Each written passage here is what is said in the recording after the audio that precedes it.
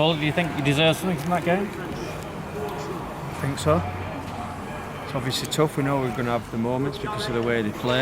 You can't almost help but invite the ball in the box. Well, not invite it, but it's going in there whether you like it or not. At the minute, I'm not sure people really want to listen because it's just more or less the same interview, John. We've had certainly a couple of excellent chances. We don't score, and I'm not. It's not. I guess I brought most of the players in now, so you can put that on me, but I can't really do much more in terms of them taking the chances. And that's ultimately the difference in a lot of these games that we've discussed. And like I said, that's what I'm saying. I feel just like I'm a stuck record. So I ain't really got anything new for you. Talk about a couple of Control to the scene. We'll see back again. Sundown. But what about the changes that you made today? A lot of fans saying you make substitutions too late, and looked from our view that you didn't really go for it the second half till a little bit too late. I don't know, I thought we got on top of the game, John. That was my honest opinion. We suddenly have John McAtee running at the defence, getting him in better areas, and then we made some subs. But I'm not sure. I think towards the end of a game you tend to get on top when the scoreline's like that because they sink off. I thought we were on top of the game anyway, so I don't know. Obviously, I see it different.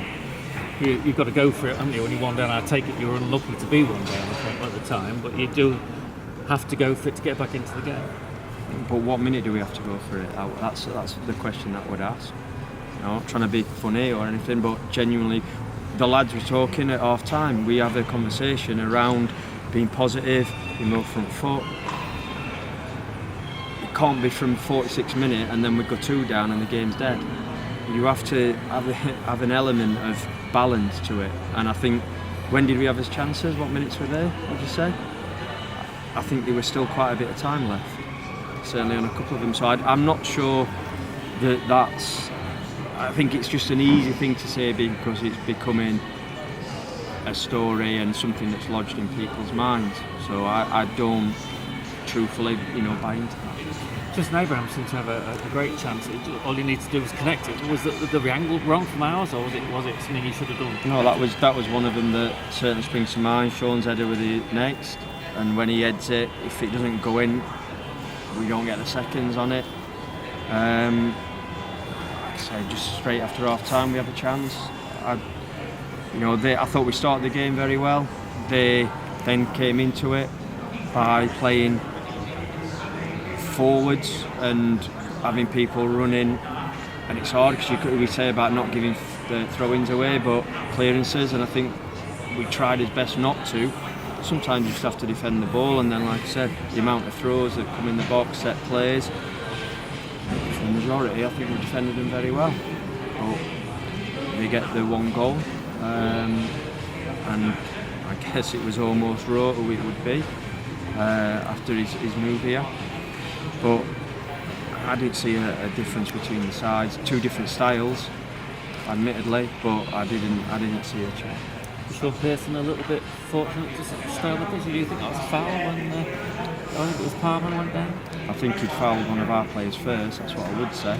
When that's not given, I've seen those given. I think it's a long way, if you think to some of the decisions we've had, it's a long way to go still. So I'd be surprised if it was a red. I think it was a foul. But as I said, I'm convinced Ollie fouled first, so I wouldn't read too much into that. I think that might have been in the referee's mind. What are you playing today? Any more likely to be in before the weekend? Probably not, but again, you never know, but I would say probably not. You say at the start of the interview it's like the same interview every week, but I'm sensing you seem more down than you have in recent weeks. Is that fair? No, of course you're down. We've just lost a game of football, and I'm frustrated again. I keep using that word, and that's a constant at the minute. We'll go again. We've got to go again. As I said to the players after Saturday, that's gone. Whether we like it or not, you have to move on to the next one, and the next one is Wealdstone at home, and then they'll Notts County, and then Kingsley, and it's a busy time.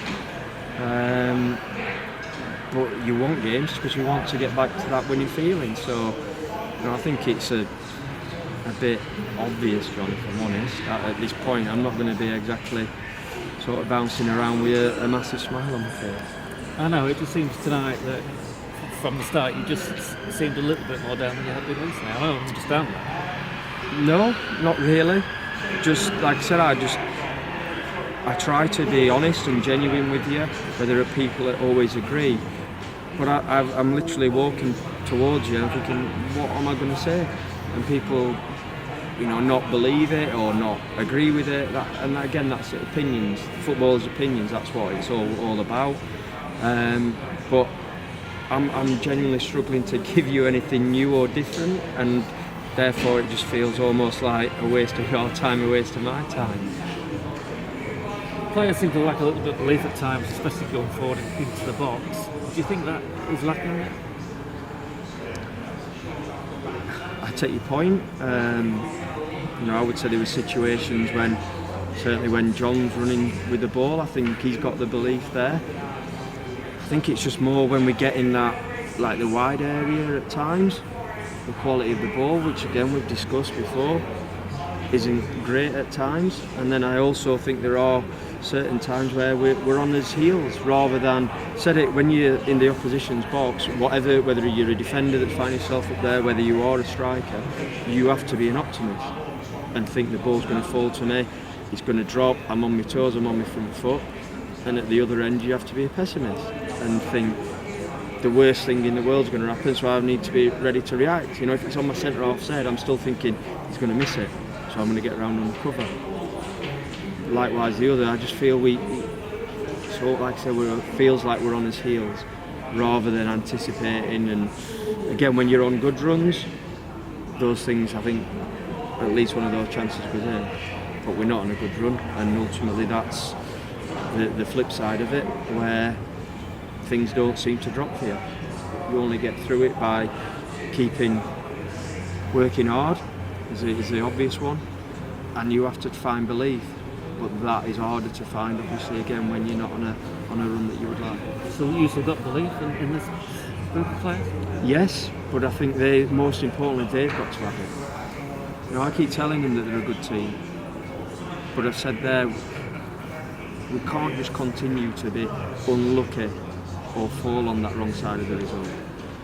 Something has to change, so we've got to look to do all we can to do that. Whether that's me, I've just said, changing personnel, whether that's me changing the formation. We've obviously tried a couple of different things. We've had players out. Jordan Maguire-Drew, although he's only just joined us, has contributed goals. Then we've lost him. Obviously we've lost Mishi at the minute in terms of perhaps a bit more attacking threat from the right hand side of the pitch. But whoever goes out there, we've still got to find that answer. And at the minute, we're all of us, whether that's me, whether that's staff, whether that's players, we're all falling short, unfortunately.